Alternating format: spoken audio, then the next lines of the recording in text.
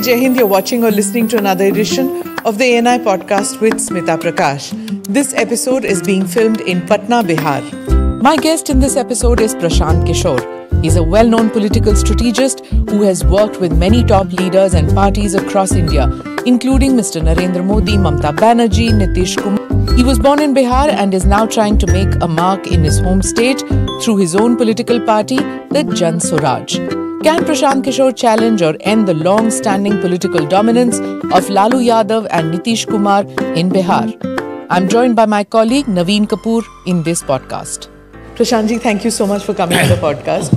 I'm looking forward to our conversation. My pleasure. देश आपको king maker के तौर पर जानता है, पॉलिटिकल स्ट्रैटेजिस्ट के तौर पर. अब आप नेता बन गए हैं. ट्रांजिशन कैसा रहा है? नहीं, काम वही कर रहे हैं जो पहले कर रहे थे. पहले दल और नेताओं को राजा बनाने की दिशा में लगे थे.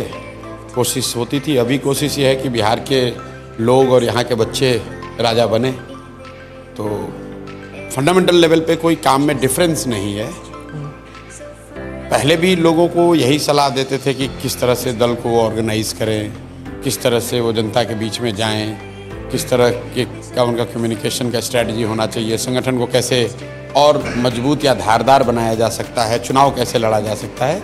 बेसिकली काम आज भी वही कर रहे हैं. यहाँ पर लोगों को इकट्ठा करके एक दल बनवाया है जिसका नाम है जन स्वराज. मैं उसका नेता नहीं हूँ, उसको बनाने वालों में मेरी एक भूमिका है, बड़ी भूमिका है, लेकिन मैं उसका स्वयंभू नेता नहीं हूँ. वो यहाँ के उन सारे लोगों ने मिलकर दल को बनाया है जिनकी बड़ी लंबे समय से चाहत रही है कि बिहार में भाजपा और लालू जी के अलावा एक विकल्प हो. और जो लोग भी उस विकल्प को चाहते थे और जिनकी एक तरह से राजनीतिक मजबूरी भी रही है कि उनको नया दल चाहिए, नया विकल्प चाहिए, लेकिन इतने बड़े स्केल पर कोई बना नहीं पा रहा था. तो जब हम लोगों ने ये प्रयास शुरू किया तो वो लोग जुड़े हैं. अब ये उनकी समझ, उनकी ताकत सब मिलकर बना रहे हैं. 1 करोड़ से ज़्यादा लोग आज जन स्वराज में जुड़े हुए हैं. ये साधारण घटना नहीं है. चूँकि ये दल पहली बार बन रहा है और बिहार को लेकर एक प्री कंसीव नोशन है कि यहाँ पर कुछ आमूलचूल कुछ अलग नहीं हो सकता है, इसलिए लोगों को ये भरोसा नहीं हो रहा है कि हो सकता है क्या. लोग देख रहे हैं ज़मीन पर कि संगठन के तौर पर जन स्वराज भाजपा के आधिकारिक जो नंबर घोषित हैं संगठन के, उससे करीब करीब 2 गुना है बिहार में.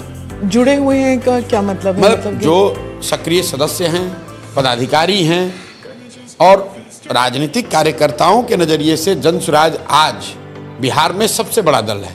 ये संभव है कि वो जो लोग जुड़े हैं वो बहुत सक्रिय नहीं है. ये संभव है कि उनकी ताकत बहुत बड़ी ना हो. ये संभव है कि वो मीडिया के नज़र में या समाज के नज़र में बहुत बड़े व्यक्ति नहीं है, बहुत बड़े बाप के बेटा नहीं है. लेकिन अगर आप प्योरली संख्या के हिसाब से देखेंगे तो जन स्वराज से बड़ा राजनीतिक संगठन बिहार में कोई नहीं. आपने कई बड़े बाप के बेटे और बेटियों के साथ काम किया है, उन्हें राजा रानी बनाया हुआ है. अब आप प्रजा के साथ काम कर रहे हैं, जैसे आपने कहा. What is the difference? नहीं, डिफरेंस ये है कि पहली बात आप ये समझिए कि इसकी ज़रूरत क्यों है. बिहार में जब हम लोग आकर जन स्वराज के हमने प्रयास शुरू किया तो हमारे पास भी इस तरह के एक्स MLA MP के लड़के या उनके घर वाले, उनको जोड़कर काम शुरू करने का एक विकल्प था. लेकिन जब मैंने बिहार में एक अध्ययन कराया कि पिछले 30-35 साल में बिहार में विधायक सांसद कौन बना है, चाहे वो किसी दल से बना, तो 2-2.5 महीने के रिसर्च से हम लोग को पता चला कि बिहार में सिर्फ 1250 परिवार के लोग ही आज तक MLA MP बने हैं, चाहे वो किसी भी दल से बना. हम लोग को लगता है कि लालू जी के परिवार का वर्चस्व है. आप लालू जी की बात छोड़ दीजिए, भाजपा को ले लीजिए जो दावा करता है कि भाई हम परिवार से गाइडेड नहीं हैं. भाजपा में आज सबसे बड़े नेता के तौर पर यहाँ पर उनके डिप्टी CM हैं सम्राट चौधरी जी. सम्राट चौधरी जी के पिताजी शकुनी चौधरी. जब बिहार में कांग्रेस का शासन था तो शकुनी चौधरी जी उसमें विधायक और मंत्री थे. फिर जब लालू जी का शासन आया तो शकुनी चौधरी जी उसमें भी विधायक मंत्री बने. उसके बाद नीतीश जी का शासन आया तो उसमें भी शकुनी चौधरी जी विधायक मंत्री थे. फिर मांझी जी मुख्यमंत्री बने, उसमें भी शकुनी चौधरी विधायक मंत्री बने. और आज जब भाजपा का प्रभाव बढ़ा है तो उसमें भी उनको कोई दूसरा कुशवाहा नहीं मिला. उनको भी शकुनी चौधरी का लड़का ही मिला। पर प्रशांत जी, मेरी बात आप पूरी समझ लीजिए। जब भी कोई मुख्यमंत्री बनता है तभी प्रशांत किशोर ही उनके स्ट्रेटेजिस्ट होते हैं, वो भी तो होता है। नहीं, मैं दूसरी बात कर रहा हूँ। मैं आपने कहा कि प्रजा के साथ काम क्यों कर रहे हैं, ये बात मैं आपको एग्जाम्पल इसलिए दे रहा हूँ कि बिहार में जो कोई भी नेता बन रहा है वो किसी न किसी विधायक या सांसद का ही लड़का है। और उसकी वजह क्या है? क्योंकि एंट्री बैरियर इतना बड़ा बना दिया गया है कि भाई अगर आपकी जाति की संख्या नहीं है, आपके पास करोड़ों रुपए नहीं, आप बाहुबली नहीं है, आपका कोई गॉडफादर नहीं है, तो आप राजनीति में नहीं आ सकते हैं। उसको तोड़ने के लिए जनसुराज ने ये प्रयास जो शुरू किया है कि अगर आप में क्षमता है, अगर आप में समाज के प्रति चेतना है, अगर आप बिहार में कुछ नया करना चाहते हैं तो व्यवस्था की चिंता मत कीजिए, वो चिंता जनसुराज करेगी। आप आइए और राजनीति में जुड़िए और कुछ अच्छा कीजिए। और ये सोचकर बहुत बड़ी संख्या में लोग जुड़े हैं। लेकिन वो चेहरे, अब विधायक का लड़का होता तो तुरंत मीडिया में खबर बनती, लेकिन वहाँ वो 3 बार का मुखिया है या 10 साल से वहाँ स्वयंसेवी संस्था चला रहा है या वहाँ पे स्कूल चला रहा है, तो मीडिया के लिए संख्या है, बहुत बड़ा उस चेहरा नहीं है।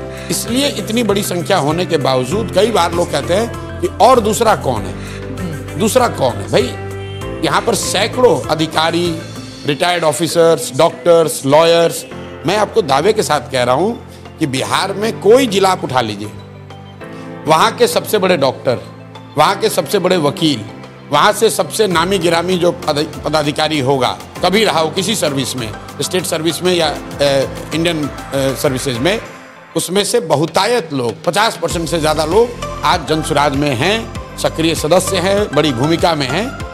अब धीरे धीरे उनकी पहचान राजनेता के तौर पर भी हो जाएगी। आम आदमी पार्टी मॉडल भी था ना, जब आम आदमी पार्टी स्टार्ट हुआ था तो उनका भी यही मॉडल था कि सर्विस सेक्टर से जो जिनकी एंट्री नहीं हो पा रही ट्रेडिशनल पॉलिटिकल पार्टीज में, तो वो आम आदमी पार्टी, तो ये विकल्प वाली राजनीति उनकी भी तो है ना। नहीं, आम आदमी पार्टी और जनसुराज में फंडामेंटल डिफरेंस आप समझिए क्या है।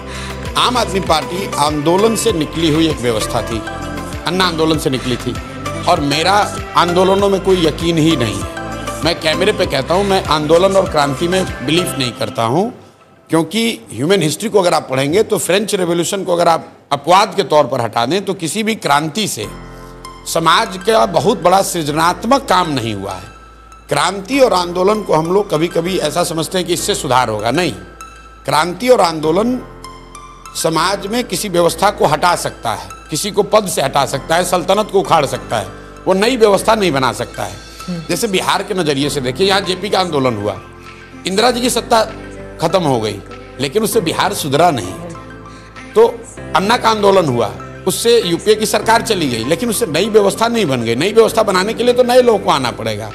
तो सृजन का एक अपना काल है। तो आम आदमी पार्टी और जनसुराज में एक बेसिक डिफरेंस ये है कि हम लोग आंदोलन से निकले हुए लोग नहीं हैं। दूसरा फर्क ये है कि हम लोग ये नहीं कह रहे हैं कि हम 10 अच्छे लोग हैं जिनके पास कोई सिल्वर बुलेट है जो बिहार को सुधार देगा।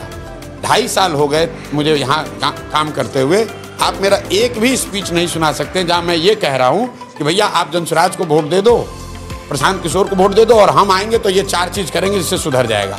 हम ये उल्टी बात कह रहे हैं कि भाई 1 प्रशांत किशोर आए या 10 प्रशांत किशोर आए, सुधार तब तक नहीं होगा जब तक बिहार के लोग नहीं सुधरेंगे।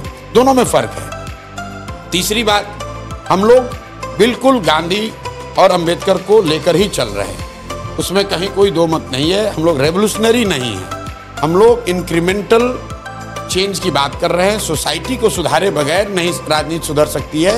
ये मेरा अपना 10 साल का अनुभव है, जो मैंने गांधी को पढ़ा समझा है, उसको ग्रास रूट पर इम्प्लीमेंट करने की कोशिश कर रहे हैं। इसलिए आम आदमी पार्टी से कोई तुलना इसकी नहीं है। प्रशांत जी, आपने बोला 1250 परिवार ऐसे हैं या फैमिलीज हैं जिससे बनते हैं नेता और हटते हैं, क्या आप इनको बाहर करेंगे अपनी पार्टी में? इस पर लंबी चर्चा पार्टी में हुई। हमारे कई साथियों ने तो ये कहा कि इसको संविधान में ही लिख दिया जाए कि उन 1200 साढ़े 1200 परिवार के लोगों को जनसुराज में जगह नहीं मिलेगी। लेकिन सारी चर्चा के बाद ये निकला कि नहीं, इसको अगर हम लोग बाहर कर देंगे कि कोई भी उसमें से नहीं आएगा, तो संभव है कि उसमें से कोई बहुत अच्छा व्यक्ति भी छूट जाए। लेकिन मैं इतना आपको कह सकता हूं कि अगर जनसुराज से 243 लोग चुनाव लड़ेंगे तो उसमें 90% से ज़्यादा लोग ऐसे होंगे जो शायद जीवन में पहली बार चुनाव लड़ रहे होंगे, या उनका इन 1250 परिवारों से कोई लेना देना नहीं होगा। क्या आप कास्ट बैरियर को तोड़ पाएंगे? यहाँ पे हमेशा कास्ट बेस्ड पॉलिटिक्स हुई है। नहीं, ये देखिए, मैं इसका बड़ा इस पर ऑब्जेक्शन करता हूँ। आप लोग पूरे इंडिया में नेटवर्क चला रहे हैं, जब आप बिहार में आते हैं तो ये कहते हैं कि बिहार में कास्ट बेस्ड पॉलिटिक्स होती है। ये फैक्ट नहीं है। आप बताइए कि आप कर्नाटक में जाते हैं तो क्या वहाँ लिंगायत और बोका लिग्गा फैक्ट नहीं है? ये नहीं कह रहे वहाँ नहीं हो रही, हम कह रहे हैं यहाँ हो रही। तो क्या आपने किसी कर्नाटक के मुख्यमंत्री के दावेदार से, नेता से, सांसद से पूछा कि भाई कर्नाटक में आप कास्ट बैरियर तोड़ पाएंगे?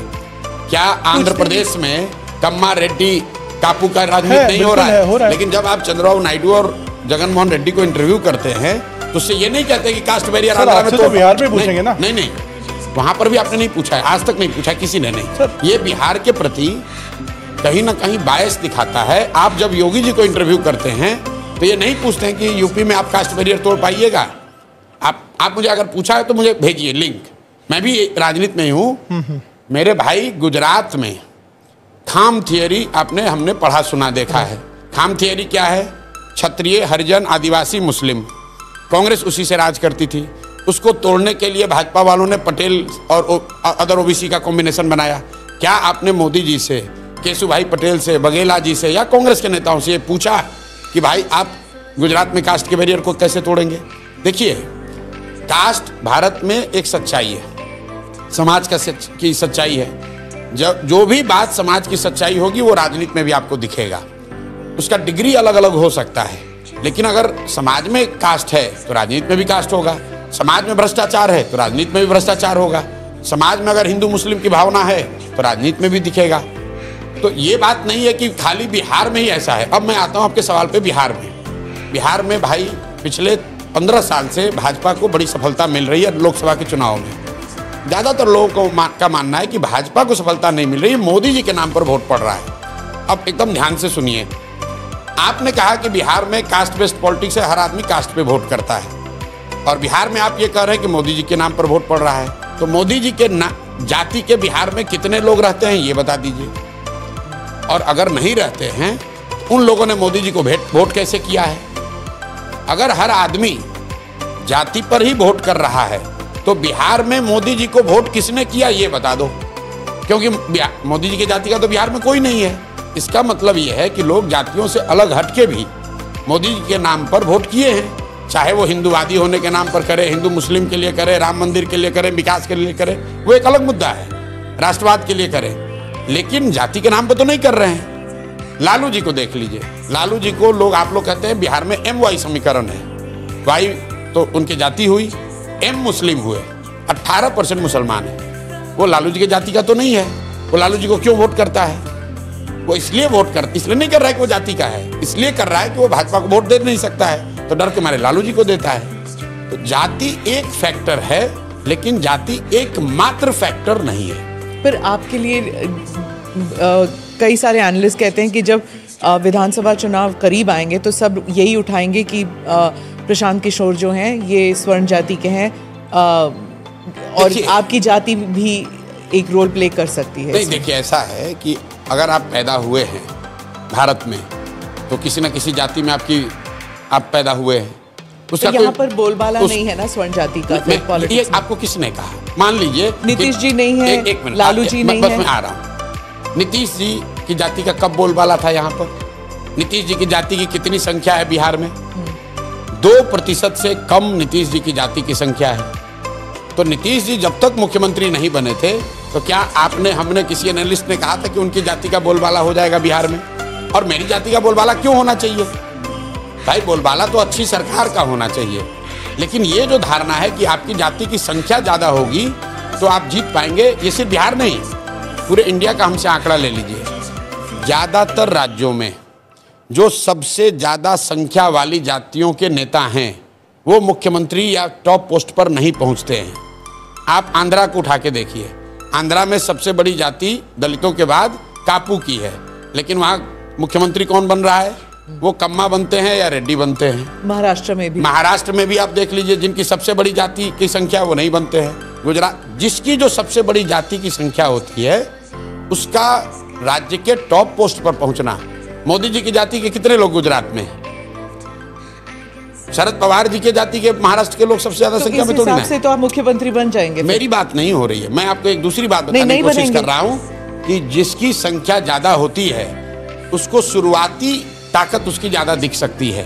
आप लालू जी के नजरिए से देखिए, लालू जी की जाति की संख्या मान लीजिए 17 है, तो क्या 17% लोग सरकार बना सकते हैं? जब तक दूसरे लोग उसमें जुड़ेंगे नहीं, तब तक किसी भी जाति की संख्या इतनी नहीं है कि वो अपने दम पर किसी की सरकार बनवा दे या पूरी व्यवस्था बदल दे। अब जब आप एक डोमिनेंट कास्ट से आते हैं तो दूसरी सारी जातियां सामाजिक राजनीतिक तौर पर उससे डरती हैं और वो गोलबंद होती हैं। इसलिए आप देखते हैं कि पूरे देश में आप एनालिसिस करवा के देख लीजिएगा, अभी का ही नहीं, पिछले 20 साल का, ज़्यादातर मोस्ट डोमिनेंट कास्ट के रिप्रेजेंटेटिव जो होते हैं, लीडर होते हैं, वो समाज में टॉप पोजीशन पे उस राज्य में पहुंचने में उनको दिक्कत है। लालू जी भी नहीं बने हैं, लालू जी भी बिहार उन्होंने एक बार जीता है, ये ध्यान रखिए। आप कहिएगा लालू जी यहाँ यादव सबसे बड़ी समाज उनका संख्या वो बने, नहीं बने। लालू जी यहाँ 1995 में एक ही बार चुनाव जीते अपने दम पर, और वो तब जीते जब वो गरीबों के नेता के तौर पर देखे जाते थे। उसके बाद जब वो पिछड़ों के नेता हुए, तो जब वो गरीबों के नेता थे, तो लालू जी की पार्टी 54 में 53 MP जीत कर आई थी, तब बिहार झारखंड साथ में था। तो आप जब लालू जी पिछड़ों के नेता बन गए तो उनकी MP की संख्या घट के 20-25 हो गई। जब वो यादवों के नेता हो गए तो घट के 10-12 आ गए। अब वो RJD के यादव के नेता हैं तो उनकी संख्या 2-4-5 है। यादवों की संख्या उतनी है जितनी पहले थी। यादव 1995 तेजस्वी की क्या होगा? भाई उनकी कुछ नहीं है, कुछ नहीं है, वो तो लालू जी के लड़के हैं। तो उनकी जो कुछ भी है वो तो लालू जी का है। मैं आपको लालू जी की जर्नी बता रहा हूँ। तो मैं आपको अभी भी तेजस्वी जो है वो लालू जी के बिल्कुल। अच्छा आप बताइए, अगर लालू जी का नाम न हो तो उनकी क्या पहचान है आपके लिए? हमारी बात छोड़ दीजिए, यूथ लीडर नहीं भाई, आप बताइए अगर आपके नजर में है तो। नहीं, आप के बीच भाई में अच्छा चलिए, आप बहुत होगा तो उनको यूथ लीडर कहिएगा ना। हाँ। बिहार का नेता तो नहीं कहिएगा। भाई तेजस्वी यादव का आपने खुद कहा यूथ लीडर है, जैसे बहुत सारे यूथ लीडर हैं यादव समाज के, उनसे बहुत काबिल यूथ लीडर हैं, दूसरे समाज में भी लड़के हैं। लेकिन जिस पायदान पर वो हैं अभी, वो इसलिए नहीं है कि उन्होंने कुछ अचीव किया है, वो इसलिए है क्योंकि वो लालू जी के लड़के हैं। आप कैसे एक डिफरेंशिएटर, जो आजकल एक बड़ा कैची वर्ड है कि बिहार पॉलिटिक्स में, आप डिफरेंशिएटर फिर कैसे होंगे? क्योंकि आपने बोला उन 1200 परिवार पे भी कंसेंसस ये बना कि ले लेंगे, जाति पे भी आपको कोई ऐसा ऑब्जेक्शन नहीं है कि हम उस पर भी हम काम कर सकते हैं, तो कैसे आपकी पार्टी डिफरेंशिएट करेगी दूसरी पार्टी से? देखिए, मुझे क्या डिफरेंशिएट, हम लोग क्या कर रहे हैं? बिहार में पहली बार पलायन की बात हो रही है। आपने आज तक यही सुना होगा कि जब आप लोग सवाल करते हैं नीतीश कुमार से, लालू जी से, भाजपा के नेताओं से कि भाई पलायन, बिहार के बाहर बच्चे बाहर जाते हैं, उनके साथ दुर्व्यवहार होता है, उनको कोई मार देता है, तो यहाँ के नेता अभी तक क्या कहते रहे? कह रहे भाई अगर बिहार के लड़के दिल्ली नहीं जाएंगे तो दिल्ली की व्यवस्था ठप हो जाएगी, हम लोग पंजाब नहीं जाएंगे तो वहाँ खेत नहीं कटेगा, मुंबई की सब व्यवस्था ठप हो जाएगी। 3 बरस पहले सबसे पहले हमने बिहार में आके ये शुरू किया कि नहीं, बिहार के बच्चे के कंधे पर अगर दिल्ली की व्यवस्था चल रही है तो ये कोई गौरव की बात नहीं है। ये गौरव की बात नहीं है कि हम लोग के बच्चे मजबूरी में 10-12 हज़ार रुपये के चक्कर में बॉम्बे में जाकर ठेला लगा रहे हैं, रिक्शा चला रहे हैं या साफ सफाई का काम कर रहे हैं। काम कोई खराब नहीं है, लेकिन अपने बाल बच्चों का पेट भरने के लिए मजबूरी में अगर उस लड़के को दिल्ली बॉम्बे जाना पड़ रहा है तो ये गलत है, ये रुकना चाहिए। इसलिए 3 बरस में सबसे पहले जनसुराज ने खड़ा किया है कि बिहार की सबसे बड़ी समस्या भ्रष्टाचार नहीं है, बिहार की सबसे बड़ी समस्या मंदिर मस्जिद नहीं है, बिहार की सबसे बड़ी समस्या जाति नहीं है, बिहार की सबसे बड़ी समस्या पलायन है। क्योंकि पलायन से सिर्फ गरीब नहीं प्रभावित है, गरीब का बच्चा तो मजदूरी करने जा ही रहा है, मध्यम वर्गीय परिवार के बच्चे भी पलायन कर रहे हैं क्योंकि उनको पढ़ाई करने के लिए बाहर जाना पड़ रहा है। जो संभ्रांत परिवार के लोग हैं उनको भी बिहार से पलायन करना पड़ रहा है क्योंकि बीमार पड़ते हैं तो उनको इलाज के लिए दिल्ली जाना पड़ता है। तो पलायन यहाँ सबसे बड़ी समस्या है, ये जनसुराज ने शुरू किया है। दूसरी बात, एक नीतीश कुमार के आने के बाद से एक धारणा बना दी गई थी कि ये पढ़े लिखे व्यक्ति हैं और ये शिक्षा में इन्होंने सुधार किया है, जबकि जमीनी हकीकत ये है कि बिहार में आज शिक्षा की स्थिति लालू जी के राज से भी ज़्यादा खराब है। वो इसलिए कि इन्होंने जो शिक्षा को लेकर नीति अपनाई, लालू जी के ज़माने में या लेगेसी बिहार की ये रही है कि बिहार में शिक्षा व्यवस्था बहुत अच्छी कभी नहीं थी, लेकिन हर डिस्ट्रिक्ट में 2-4-5 सरकारी विद्यालय ऐसे जरूर थे जहाँ से पढ़ लिख कर आप आगे बढ़ सकते थे। हम लोग खुद सरकारी विद्यालय में पढ़े, वहाँ से पढ़कर आए, पटना कॉलेज आए, साइंस कॉलेज आए और आप जीवन में आगे बढ़ सकते थे। नीतीश जी जब आए तो इन्होंने एक व्यवस्था बनाई कि समता मूलक शिक्षा के नाम पर हर गांव हर पंचायत में स्कूल खोलो। इससे क्या हुआ, इनरोलमेंट बढ़ गया, बहुत ज़्यादा स्कूल की बिल्डिंग बढ़ गई, बजट यहाँ 60,000 करोड़ शिक्षा का हो गया। लेकिन हुआ ये कि जहाँ बिल्डिंग बनी वहाँ शिक्षक नहीं है, जहाँ शिक्षक है वहाँ बिल्डिंग नहीं है, जहाँ दोनों है वहाँ बच्चे नहीं हैं, और पढ़ाई पूरी तरीके से चौपट हो गई। पूरे समाज और सरकार दोनों में शिक्षा को लेकर पूरी चेतना ही खत्म हो गई है। समाज की नज़र में भी स्कूल जो है वो साइकिल और पोशाक बांटने का सेंटर है। गांव में आप जाएंगे तो आपको लाखों बच्चे, हजारों बच्चे ऐसे मिलेंगे जिनका नाम सरकारी विद्यालय में है, लेकिन वो पढ़ते हैं प्राइवेट स्कूल में, क्योंकि वो सरकारी लाभ लेते हैं सरकारी विद्यालय में नाम लिखाकर, लेकिन उनको मालूम है कि यहाँ पढ़ाई नहीं होना, पढ़ने के लिए हमको प्राइवेट स्कूल में जाना है। तो ये सबसे पहले ये बात जन स्वराज ने उठाई। हम लोग सिर्फ 2 ही बात कह रहे हैं कि बिहार में भैया नाली गली बने न बने, स्कूल अस्पताल जब सुधरेगा तब सुधरेगा। सबसे पहले यहाँ पलायन रुकना चाहिए और बच्चों के पढ़ने की व्यवस्था होनी चाहिए। और दूसरा, जो डिस्ट्रेस कंडीशन में 60 साल से ज़्यादा के उम्र के लोग रह रहे हैं, आप बताइए पूरे देश में बिहार एकमात्र ऐसी जगह है जहाँ बूढ़े लोगों को 400 रुपया महीने का पेंशन दिया जाता है। 400 रुपया। इस महंगाई के ज़माने में 400 रुपया में वो बूढ़ी महिला इंतजार करती है 400 रुपये आने का, ताकि वो अपना दवा खरीद सके या साड़ी खरीद सके या खाना खा सके। 400 रुपया में वो क्या करती होगी, आपके और हमारे लिए अंदाज़ा लगाना भी मुश्किल है। और उस 400 रुपया में भी भ्रष्टाचार का आलम है कि 20 रुपया कमीशन काटा जा रहा है। आप किसको जिम्मेदार ठहराते हैं? हम लोग जिम्मेवार हैं। हम लोग जिम्मेवार हैं। बिहार के वो लोग जिम्मेवार हैं जो पढ़े लिखे हैं, जिन्होंने जीवन में कुछ हासिल कर लिया है और आज वो बिहार के लिए सोच रहे हैं, चर्चा कर रहे हैं, लेकिन वापस आकर यहाँ संघर्ष नहीं कर रहे हैं। मैं बार बार कहता हूँ कि आप इसलिए नहीं आ रहे कि आप कह रहे बिहार में कुछ नहीं हो सकता है। तो अब समय है कि आप परिणाम की चिंता मत कीजिए, प्रयास कीजिए। प्रशांत जी, किसी भी सरकारी ऑफिस में चले जाइए दिल्ली में, IAS ऑफिसर, IFS ऑफिसर, हमारे न्यूज़ मीडिया में सारे न्यूज़ चैनल सब कुछ बिहार के लोग ही चलाते हैं। ये भी एक बहुत बड़ा भ्रम है। और नहीं, जब हर जगह आप जाएंगे ना, कस्टम्स, इनकम टैक्स, हर जगह अगर ये सब चला सकते हैं, अगर बाकी संस्थाएं चला सकते हैं, तो ऐसे क्यों है कि बिहार में नहीं चला सकते? मैं आपको बता रहा हूँ, एक बहुत बड़ा ये भ्रम है कि बिहार से बड़े IAS IPS होते हैं बहुत लोग। IIT मैं बता रहा हूँ, जो भी रिजल्ट्स आते हैं सब बिहार के होते हैं। उसको ध्यान से देखिए जरा। IAS IPS IIT वो कर रहा है जो बिहार का है, लेकिन बिहार से बाहर चला गया है। बिहार से IAS IPS आज से 20 साल पहले बनते थे। पटना जैक्सन हॉस्टल से 5 लोग तब करते थे, एक साइंस कॉलेज के कैवेंडिश और फैराडे से लड़के तब करते थे जब वहाँ पढ़ाई होती थी। आज बिहार से जो IIT कर रहा है वो बिहारी है, लेकिन वो कोटा में जाके कोचिंग कर रहा है। बिहार से जो IAS IPS बन रहा है वो बिहारी है, लेकिन वो दिल्ली में जाके पढ़ाई कर रहा है। यहाँ से जो मैं बात आपको बता रहा था कि लालू जी के टाइम में शिक्षा व्यवस्था बहुत खराब थी, लेकिन फिर भी कुछ इंस्टीट्यूशन थे जहाँ से लोग पढ़कर आगे बढ़ रहे थे। आज जो IAS IPS IIT कर रहे हैं, मेडिकल में जा रहे हैं, वो बच्चे बिहार के हैं, लेकिन वो बच्चे यहाँ नहीं पढ़ रहे हैं। वो पलायन जो मैंने आपको कह रहा हूँ, वो यहाँ से वो चले गए।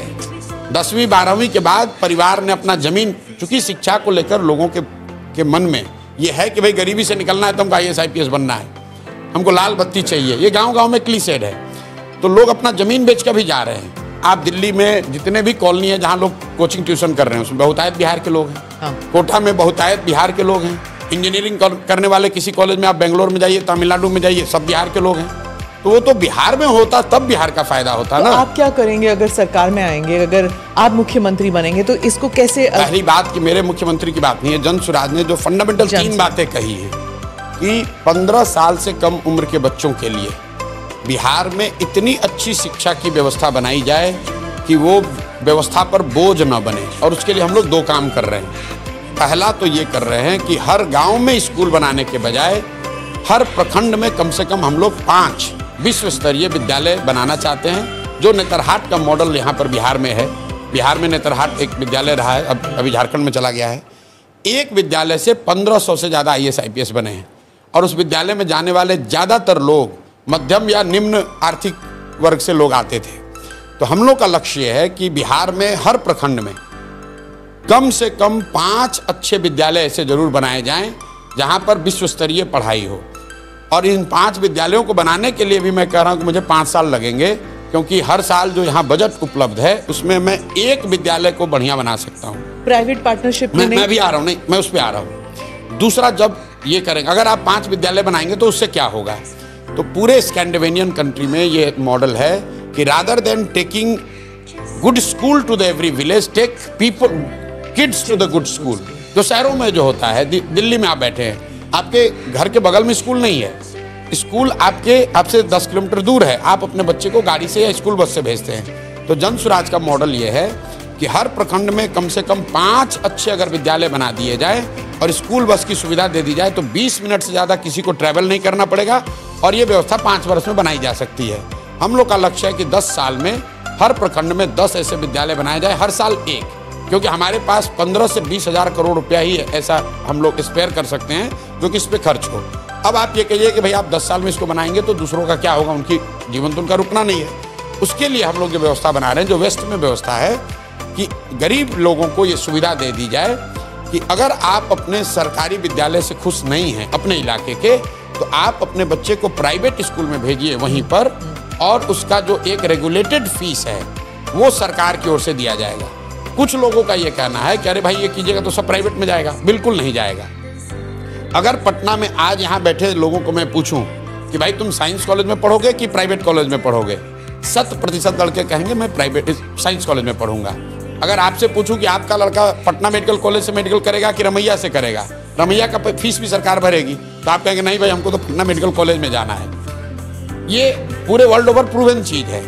तो हम लोग ये कह रहे हैं कि ये लोगों को ये अवसर दे दिया जाए कि अगर आपके एरिया में सरकारी विद्यालय के सेवा से आप खुश नहीं हैं तो आप प्राइवेट में पढ़ाइए, प्राइवेट का फीस हम लोग देंगे, क्योंकि सरकारी स्कूल भी फ्री नहीं है। ये लोगों का नोशन है कि सरकारी विद्यालय फ्री है। भाई सरकारी विद्यालय को चलाने में औसतन यहाँ एक बच्चे पर करीब प्राइमरी विद्यालयों का खर्चा आ रहा है 850 रुपया प्रति विद्यार्थी। 60,000 करोड़ रुपया खर्च हो रहा है और जितने बच्चे उसमें पढ़ रहे हैं प्रति विद्यार्थी अगर आप निकालेंगे तो 850 रुपये खर्चा आ रहा है। और जो वहाँ पर प्राइवेट स्कूल है उसका खर्चा 400 है, 300 है, 250 है। तो व्हाट वी आर सेइंग कि जो पब्लिक स्कूल्स हैं, जो सरकारी विद्यालय है, उसको अगले 5 से 10 साल में इतना अच्छा बनाया जाए कि वो एस्पिरेशनल विद्यालय बन जाए, और तब तक जो गरीब लोग हैं उनको ये सुविधा दी जाए कि आप प्राइवेट में अपने बच्चे को पढ़ाइए, उसका रेगुलेटेड फीस सरकार देगी। तो जो बजट अवेलेबल है अभी हम लोग के पास, उससे उसको हम लोग 3 भाग में बांटना चाह रहे हैं। एक 15 से 20 हज़ार करोड़ रुपया हम लोग ये नए वर्ल्ड स्केल के स्कूल बनाना चाहते हैं, उस पर खर्च करना चाहते हैं। हर साल 550 विद्यालय बनाएंगे, तो अगले 5 साल में 2500, अगले 10 साल में 5000 विद्यालय बन जाएंगे। उस पर करीब 5 लाख करोड़ रुपया हम लोग खर्च करना चाहते हैं। ऐसे तो आप 3 इलेक्शन जीतना होगा आपको। तो हम इलेक्शन जीतने के लिए काम नहीं कर रहे हैं। देखिए कोई आकर जब तक आप इलेक्शन नहीं जीतेंगे तब करेंगे 10 साल की बात कर रहे हैं। एक इलेक्शन अभी और एक इलेक्शन बाद में। जिस दिन काम कर दिया तो दूसरा इलेक्शन अपने आप बैठ के जीतेंगे, उसकी चिंता नहीं है। मैं उनमें से नहीं हूँ जो ये कहेगा कि मैं आऊँगा और कल बिहार की व्यवस्था सुधर जाएगी। नहीं सुधरेगी। अगर आपको वर्ल्ड क्लास स्कूल बनाने हैं तो उसके लिए 10 साल का प्लान होना चाहिए। 5 लाख करोड़ रुपए लगेंगे और उसको मैं बता रहा हूं कि इंक्रीमेंटली कैसे 10 साल में किया जाएगा। 1/3 बजट हम लोग अभी की जो व्यवस्था चल रही है इसको एफिशिएंट और बेहतर बनाने में खर्च करेंगे, और 1/3 जो हमारा बजट है अभी एजुकेशन का, उसका हम लोग खर्च करना चाहते हैं जो प्राइवेट में जाना चाहता है उसको उसका फीस भरने के लिए। फोकस शिक्षा है। दूसरी बात हम लोग ये कह रहे हैं कि 0 से 15 के लिए शिक्षा है, और 15 से जो 50 साल का है उसको हम लोग कह रहे हैं कि उसके हाथ में पूंजी दिया जाए, उसको हाथ में सस्ता ऋण दिया जाए ताकि वो काम कर सके। जैसे आपके यहाँ दिल्ली में डीबीटी में नहीं, डीबीटी में मेरा कोई यकीन नहीं। मैं सब्सिडाइज्ड, मैं इंटरेस्ट सबवेंशन की बात कर रहा हूँ, क्योंकि ग्लोबली अगर आप देखेंगे डेवलपमेंटल इकोनॉमिक्स के को पढ़ेंगे तो आप पढ़ेंगे तो उसको देखेंगे कि ग्रांट के मुकाबले soft loan are more effective. 3% loan पर, जैसे 1% लोन पर मोदी इंटरेस्ट पे मोदी जी ने बुलेट ट्रेन के लिए लोन लिया है, तो समाज को, राष्ट्र को ये चिंता है कि भैया 1 लाख करोड़ रुपया वापस करना है। अगर जापान ने वही पैसा 1 लाख करोड़ रुपया को ग्रांट के तौर पे दे दिया होता तो लूटपाट हो जाएगा, कोई चिंता नहीं करेगा, पाकिस्तान वाला हो जाएगा।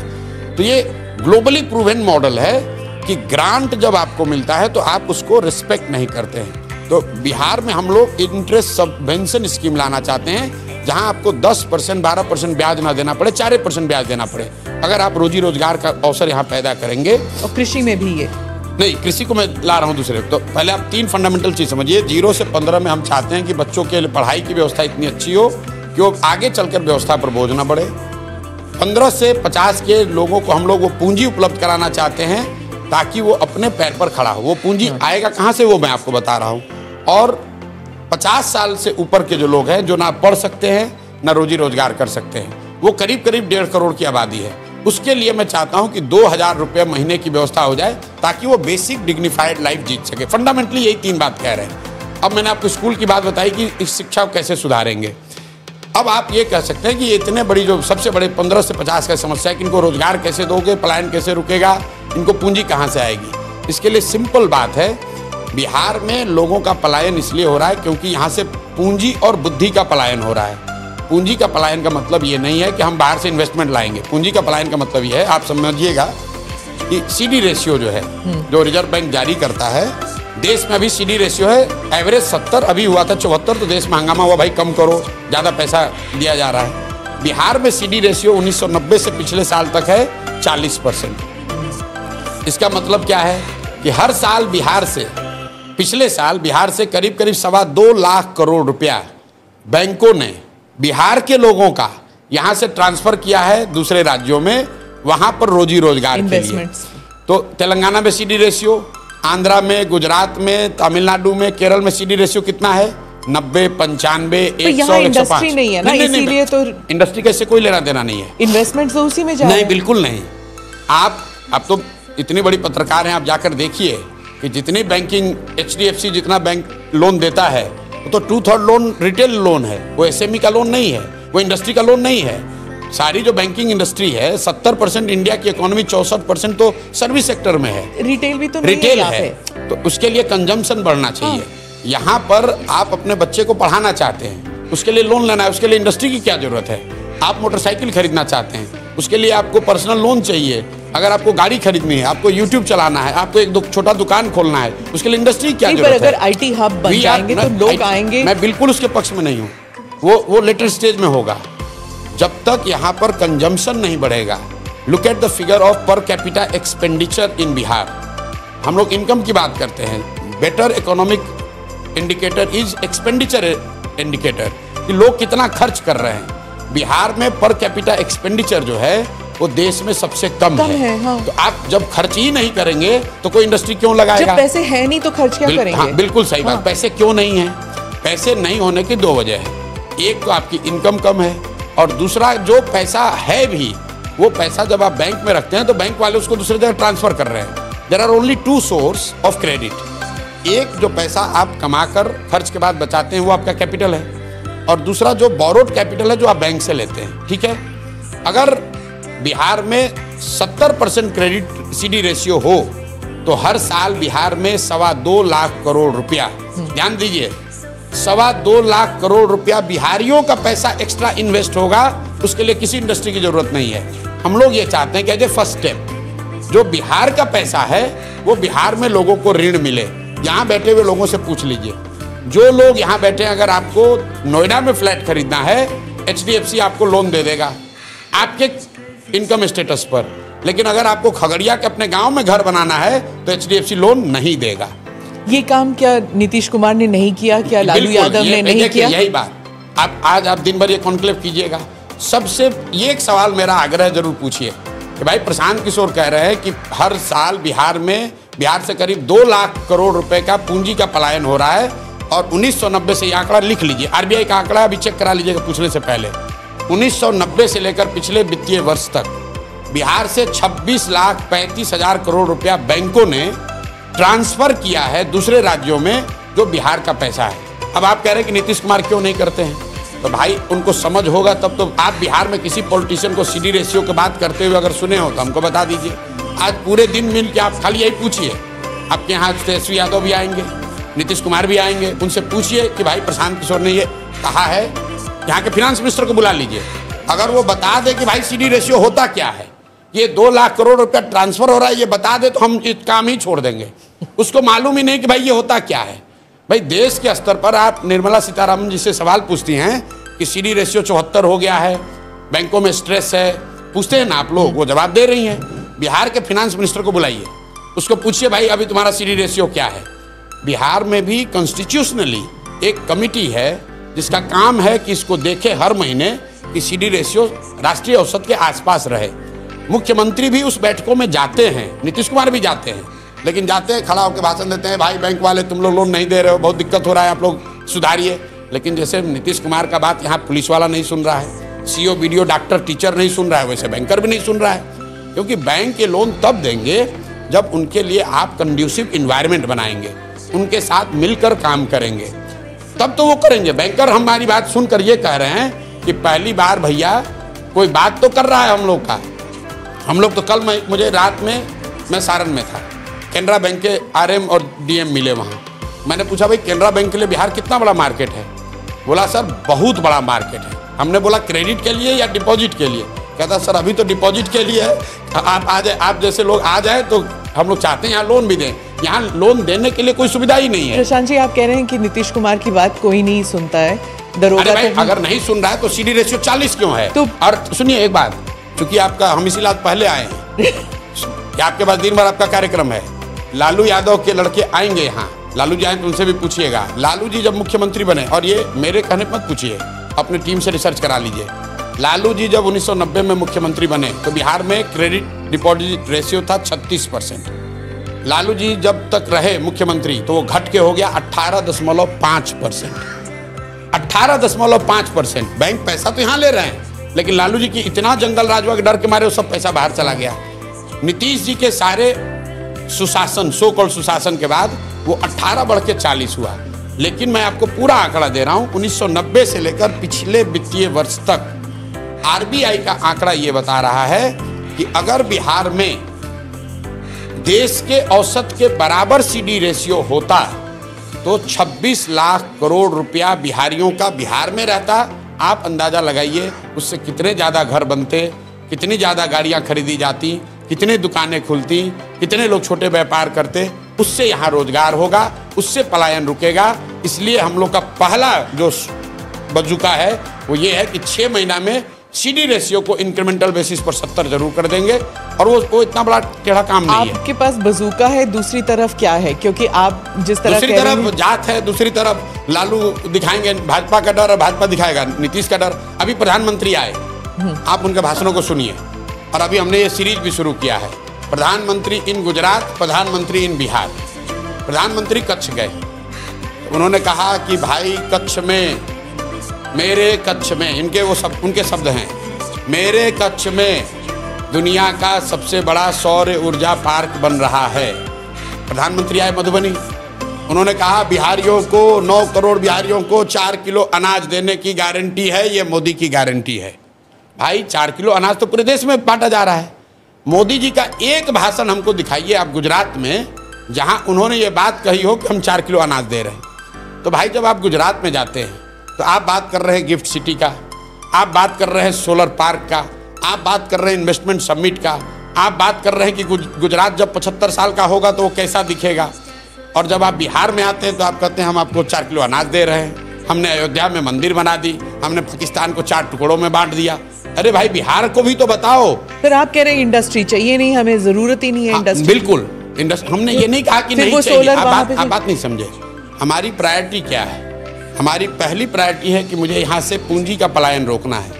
मेरी दूसरी प्रायोरिटी है कि जब मैं पूंजी का पलायन रोकूं तो उससे जो यहाँ ब्रेन ड्रेन हो रहा है, जो काबिल लोग हैं, कैपेबल लोग हैं, जिसकी आप चर्चा कर रहे हैं। 400 रुपए आप कह रहे थे, 400 रुपए में वो अनाज भी खरीद रही है। अब मोदी जी जब कह रहे हैं कि अनाज देंगे तो क्या दिक्कत है फिर? दिक्कत ये है कि तो 400 रुपए में वो साड़ी ले सकती है। यही बात आप तमिलनाडु में क्यों नहीं कहते हो? यही बात आप गुजरात में क्यों नहीं कहते हो? गुजरात में आप भी, गुजरात में भी तो 4 किलो अनाज बट रहा है। ऐसा नहीं कि गुजरात में गरीबी नहीं है, ऐसा नहीं है कि सुनिए, नहीं यहाँ पे ना, ये भ्रम मत पालिए।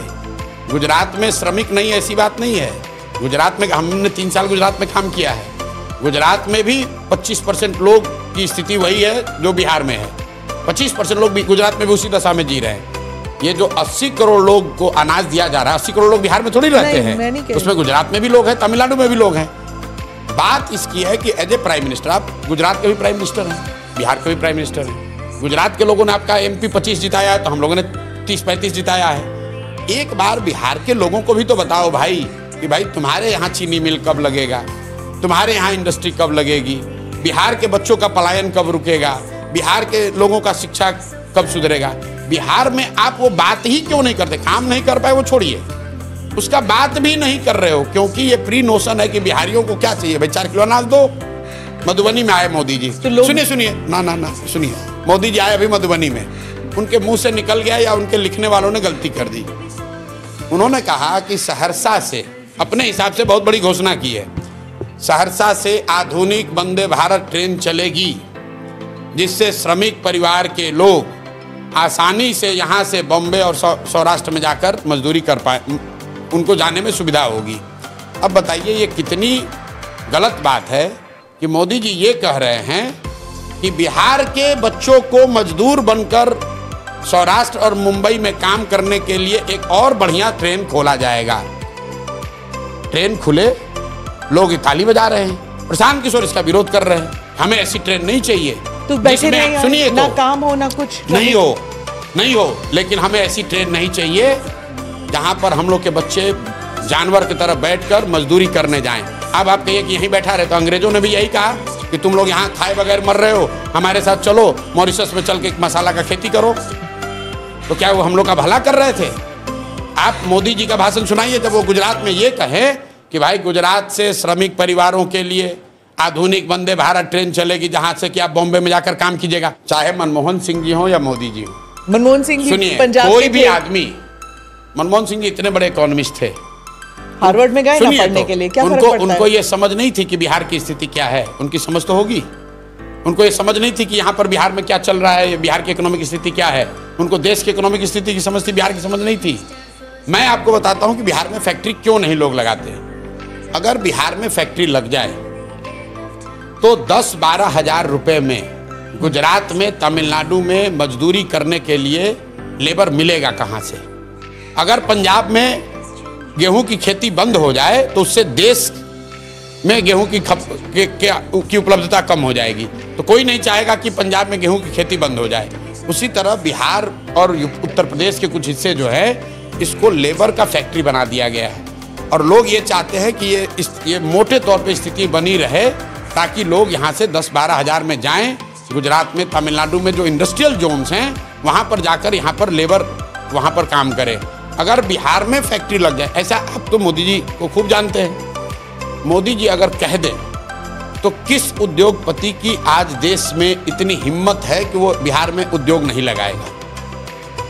और आप बताइए, मोदी जी का भाषण 14 में हमने लिखा है, मैं आपको कोट कर देता हूं। मोतिहारी में मैंने उस समय मोदी जी से कहलवाया, मोदी जी ने कहा कि इसी चीनी मिल से के बनी हुए चीनी से चाय पीऊंगा, तब बिहार लौटूंगा, तब वोट मांगने आऊंगा। 14 में कहा था, नहीं बना।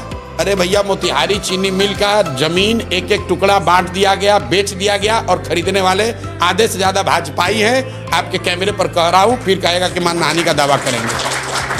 आधे से ज्यादा मोदी जी के पार्टी के लोगों ने उस मिल के जमीन को बेच लिया, हड़प लिया। उसके बाद मोदी जी वहां 4 बार गए, लेकिन गलती मोदी जी की नहीं है, गलती बिहारियों की है, मोतिहारी के लोगों की है, क्योंकि 14 के बाद 3 चुनाव हुआ और तीनों बार भाजपा को ही मोतिहारी में फिर जिता दिया। और इस बार नहीं जिताएगा, इस बार सबक सिखाएगा, उनको दिखेगा। प्रशांत जी, आपका थोड़ा सा मुझे कंफ्यूजिंग लग रहा है। एक तरफ कह रहे हैं पलायन रोकना है जी, दूसरी तरफ कह रहे हैं हम इंडस्ट्री नहीं लगाना चाहते, अभी इनिशियली नहीं लगाना चाहते। तो जब जॉब जनरेट यहाँ नहीं होंगी तो भैया जॉब जनरेट लोग पलायन करेंगे ना। नवीन भाई, आप तो देश दुनिया देखे। न्यूजीलैंड में कौन सी बड़ी इंडस्ट्री का नाम आप जानते हो? हमको बता दो। न्यूजीलैंड के मॉडल को बिहार के मॉडल में रेप्लिकेट कैसे कर सकते हो? यही तो बात कर रहे हैं भाई। सिंगापुर में तो कोई इंडस्ट्री नहीं है, न्यूजीलैंड में तो कोई इंडस्ट्री नहीं है, सर्विस सेक्टर है ना। सुन तो लो, फिनलैंड में तो कुछ नहीं है, स्वीडन में तो कुछ नहीं है। अरे वहां, अरे मेरे भाई, स्वीडन में, नॉर्वे में जो बड़ी फैक्ट्रियां, बता दो आप हमको कौन है भाई? सब वहां पर क्या है? बिहार जैसी जो इकोनॉमी है, यहाँ बड़े इंडस्ट्रियल पार्क नहीं बन सकते हैं। एक तो हम लोग लैंडलॉक्ड हैं, दूसरा पॉपुलेशन डेंसिटी ज़्यादा है। In the first phase we have to boost up our education and service sector, and we have to provide good education to the kids, and we have to provide more resources in the hands of people, so that people are able to do something on their own. यहाँ के लोग industrious हैं, मेहनत करने वाले लोग हैं। आपके ऑफिस में जो फॉल सीलिंग का काम किया होगा, मैं दावे के साथ कह सकता हूँ वो यूपी का, बिहार का लेबर कॉन्ट्रैक्टर होगा। सीनियर पोजीशन में सब बिहार से लोग हैं, ऐसी कोई बात नहीं। अरे सीनियर तो हम ये जनरलाइज नहीं कर सकते। सुनिए ना, सीनियर तो हम भी हैं, जाके दूसरों को सलाह दे रहे हैं, वो संख्या कम है, लेकिन हजारों की संख्या में जो लेबर काम कर रहे हैं वो बिहार के हैं। अगर बिहार में ही कंस्ट्रक्शन बढ़ेगा तो जो फॉल सीलिंग वो दिल्ली में बना रहा है लड़का, वो आकर बिहार में बनाएगा। अब बिहार में कंस्ट्रक्शन कब बढ़ेगा? जब लोगों के पास पैसा होगा। पैसा कब होगा? जब उनके पास पूंजी होगा, रोजगार होगा। तो भाई इंडस्ट्री अगर एक यहाँ लग भी जाए, मान लीजिए एक अडानी आके यहाँ इंडस्ट्री लगा दे, एक अंबानी फैक्ट्री बना दे, उससे कितने लोगों को लेबर मिलेगा? 10,000, 20,000, 50,000, 1 लाख। बिहार में 13 करोड़ लोग रहते हैं भाई, ये बहुत बड़ा भ्रम है। यहाँ आप देखिएगा दिन में सब नेता आएगा, कहेगा सरकारी नौकरी दिए हैं 5 लाख। आंकड़ा एक और नोट कर लीजिए, दूसरे लोग नहीं बताएंगे। बिहार में चपरासी से लेकर मुख्य सचिव तक जितने लोग सरकारी नौकरी करते हैं वो टोटल संख्या है 23.25 लाख। टोटल संख्या है 23.25 लाख लोग ही सरकारी नौकरी में हैं। यहाँ नेता आएगा और दावा करेगा कि हम 10 लाख दे दिए हैं नौकरी, हम 5 लाख दे दिए, हम 20 लाख दे देंगे। 78 साल की व्यवस्था के बाद बिहार में सिर्फ 23.25 लाख लोग ही सरकारी नौकरी करते हैं, जो कि पॉपुलेशन का 1.97% है। प्रशांत जी, तो अगर आप सरकारी नौकरी से बिहार में रोजगार देना चाहते हैं तो ना ये संभव है, ना आगे कभी संभव होगा। बिहार में रोजगार तब होगा, पलायन तब रुकेगी जब लोगों के पास शिक्षा हो, काम करने के लिए उनके पास पूंजी और एक कंड्यूसिव इन्वायरमेंट हो, और बूढ़े जो लोग हो गए हैं जिसको व्यवस्था ने पिछले 30 वर्ष में ठग लिया है, उसकी चिंता हम लोग ले। यही वेलफेयर इकोनॉमिस्ट है, इकोनॉमी है, यही वेलफेयर स्टेट की कल्पना है कि जो बच्चे हैं उनको पढ़ाया जाए, जो यंग हैं वो काम करें, जो बूढ़े हैं उसको हम लोग अपने कंधे पर उसका बोझ उठाकर चले। यहाँ पे कुछ स्टूडेंट्स हैं, उनके सवाल हैं। आप स्टूडेंट्स की बात कर रहे थे। I think we can take a couple of questions. Good morning everyone, मेरा नाम शरद सागर है। इस इवेंट का हिस्सा बनना मेरे लिए बहुत सम्मान की बात है और मेरा आपसे ये सवाल है कि जैसे हमने डिजिटल मीडिया और एआई को पॉलिटिकल कम्युनिकेशन में उभरते हुए देखा है, तो इसकी क्या भूमिका रही है राजनीतिक को प्रभावित करने में? आप एआई का इस्तेमाल करते हैं? नहीं करते हैं भाई। देखिए ये बहुत ओवर हाइप चीज़ है, और कुछ लोग मतलब मेरे जैसे लोगों को भी बताते हैं कि आप ही ने सोशल मीडिया रेवोल्यूशन यहाँ पॉलिटिक्स में शुरू किया है। लाए सारा कुछ, ट्विटर आपने शुरू किया, ट्विटर फेसबुक सब शुरू किया। ठीक है, वो मोदी जी का फेसबुक का पेज 2008 में बना था, उसको चलाया मैंने, वो मैं समझ रहा हूँ। लेकिन फेसबुक या ट्विटर ये जो चीज़ें हैं ये तो माध्यम है। गांधी जी ने जब आंदोलन किया तो उस समय अंतर्देशीय पत्र और लिफाफा था, तो उस पर लिखते थे। आपके हमारे लिए फेसबुक है तो हम फेसबुक पर लिख रहे हैं। महत्व इसका नहीं है कि वो लिफाफा है और आज फेसबुक है, महत्व इसका है कि कौन लिख रहा है और क्या लिख रहा है। मैसेज और मैसेंजर की महत्ता है, मीडियम की महत्ता नहीं है। भाई पहले लिफाफा था, अंतर्देशीय पत्र आया, फेसबुक, फिर उसके बाद टेलीग्राम आया, फिर टेलीविज़न का इंटरव्यू आया, अभी फेसबुक है, फेसबुक के बाद टिकटॉक आ गया, टिकटॉक के बाद एआई आ जाएगा। ये तो बदलता रहेगा। लेकिन एआई के आप एक्सपर्ट हैं, उससे आप मास के मसीहा नहीं हो जाएंगे। आप गांधी, मोदी, इंदिरा गांधी नहीं हो जाएंगे सिर्फ एआई को जानने से, तब तो एआई के इंजीनियर हो जाते। वो सिर्फ एक मीडियम है, मैसेज की महत्ता है, मैसेज देने वाले की क्रेडिबिलिटी की महत्ता है। मीडियम तो बदलता रहेगा। ये जरूर है कि इन चीज़ों से चीज़ें फास्ट ट्रैक हो गई हैं। अंतर्देशीय पत्र को या लिफाफा को गांधी जी ने अगर कोई पत्र लिखा होगा तो उसको दूसरे जगह पहुंचने में 7 दिन लगा होगा। आज अगर मोदी जी लिख रहे हैं तो 7 सेकंड में वहां पहुंच रहा है। इतना फर्क है। आप पदयात्रा में निकले, कन्हैया भी पदयात्रा कर रहे हैं क्या? कौन पदयात्रा कर रहा है? कन्हैया। नहीं, अभी हमने तो सुना नहीं कोई पदयात्रा। मार्च में नहीं, बीच में कुछ यात्रा कर रहे थे कन्हैया जी, लेकिन वो उतने समय के लिए था कि आरजेडी पे थोड़ा दबाव बनाया जाए कि 2-4 सीट बढ़ जाए। फिर आरजेडी वालों ने ऑब्जेक्ट किया कि अरे तुम यहाँ पर आके राजनीति करोगे, तो उसको भगा दिया कांग्रेस वालों ने। देखिए राहुल गांधी भी यात्रा कर रहे हैं। कहाँ कर रहे हैं यात्रा? आए तो राहुल जी आते जाते हैं, राहुल जी यात्रा नहीं करते हैं। यात्रा बिहार में, मैंने तो अभी कल परसों कहा है, राहुल गांधी बिहार के किसी गांव में एक रात अगर रहे हो पूरे जीवन में तो हमको बता दें।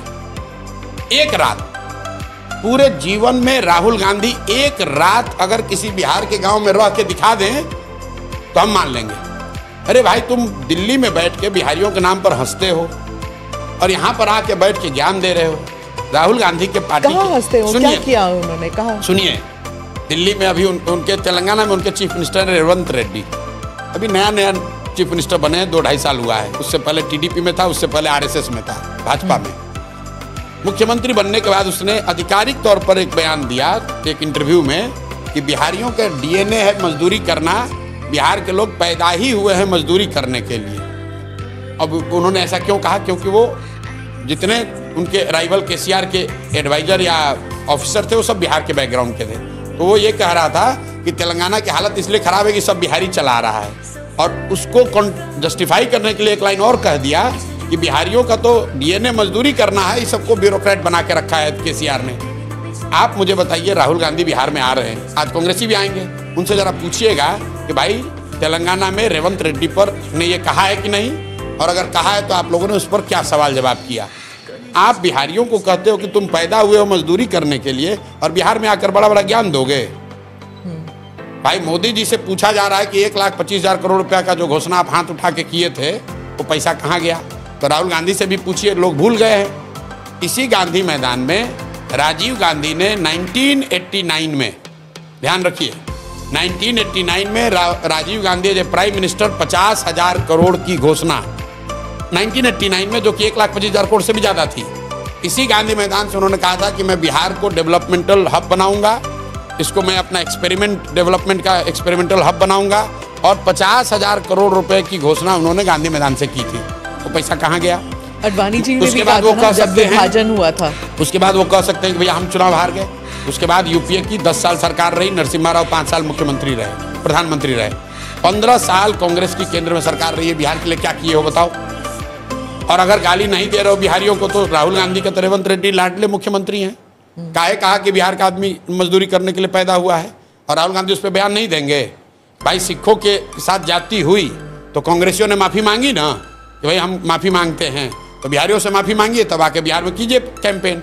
और अगर बिहारी सिर्फ मजदूरी करने के लिए पैदा हुए हैं तो तुम काहे आ रहे हो वोट मांगने? तेलंगाना में ही वोट मांग के काम चला लो, बिहार में काहे आके घूम रहे हो? भाई बिहार में क्यों घूम रहे हो? कांग्रेस का कितना रहेगा इस बार आपके हिसाब से? कितने सीट आएंगे? जितना लालू जी भीख में देंगे उतना रहेगा। भाई कांग्रेस का यहाँ क्या औकात है? देखिए सब लड़के भी ताली बजा रहे हैं, उनको मालूम है बिहार में कांग्रेस जो है वो उसका कोई वजूद नहीं है।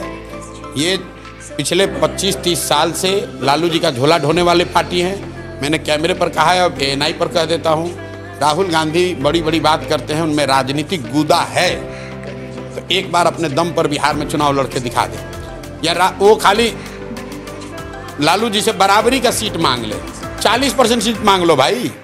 तेजस्वी जो है, जो बार बार कह रहे थे कि मुख्यमंत्री वही बनेंगे अगर गठबंधन सरकार में आती, तो फिर पर एक कमरे में मीटिंग हुई थी और खरगे जी और राहुल गांधी ने कुछ कह दिया, और उसके बाद तेजस्वी अब नहीं कहते कि मुख्यमंत्री तेजस्वी जी इस बात पर ठीक है। तेजस्वी यादव को खरगे और राहुल गांधी से पूछने की जरूरत नहीं है। अगर राजद गठबंधन की सरकार बनती है तो उसके मुख्यमंत्री तेजस्वी होंगे, और उसका अप्रूवल राहुल गांधी को नहीं देना है, उसका अप्रूवल लालू जी को देना है, और लालू जी ने वो अप्रूवल दिया हुआ है। हाँ। यहाँ की राजनीति, राजद की गठबंधन की राजनीति के मुखिया लालू जी हैं, राहुल गांधी नहीं है, खड़गे नहीं है। जो लालू जी चाहेंगे वो होगा, और लालू जी यही चाहेंगे कि उनके परिवार का लड़का रहे। दूसरी तरफ जो भाई देखिए, बीजेपी और एक चीज अपना अनुभव बता दूं, 15 में मैंने एक महागठबंधन की यहाँ मदद की है, और हमने देखा है कि कांग्रेसियों की क्या स्थिति है। हम लोगों ने कहा कांग्रेस को कि 40 सीट दे दीजिए, तो लालू जी 10 दिन तक हम लोग को कहते, उलाना देते थे, कह रहे यार काहे 40 को इसको दे दिया, हम तो 20-25 को पे मना लेते हैं सबको, तुम लोग झूठो इसको 40 दे दिए हो। तो लालू जी जो फेंकेंगे वही कांग्रेस लेगी। हाँ, राजनीतिक दल के तौर पर हाथ पांव मारना उनका काम है। भाई कांग्रेस के यहाँ जो प्रभारी है उसको बुला के कह दीजिए कि कितना मिनिमम सीट होगा जिसके नीचे नहीं जाओगे, बता दो सर। आप नंबर अगले दिन उस प्रभारी ही हट जाएगा। सर आप नंबर दीजिए। मैं बता रहा हूँ, वो प्रभारी ही हट जाएगा। अगर एक आए थे उड़ीसा के प्रभारी यहाँ कांग्रेस के, कुछ बोले तो लालू जी ने उसी को हटवा दिया। अभी कांग्रेस को यहाँ कांग्रेस नहीं चलाती है, लालू जी चलाते हैं। लालू जी जैसे चाहेंगे वैसे होगा, क्योंकि गांधी परिवार से उनका जो रिलेशन है, गांधी परिवार के प्रति उनका एक ऑब्लिगेशन है।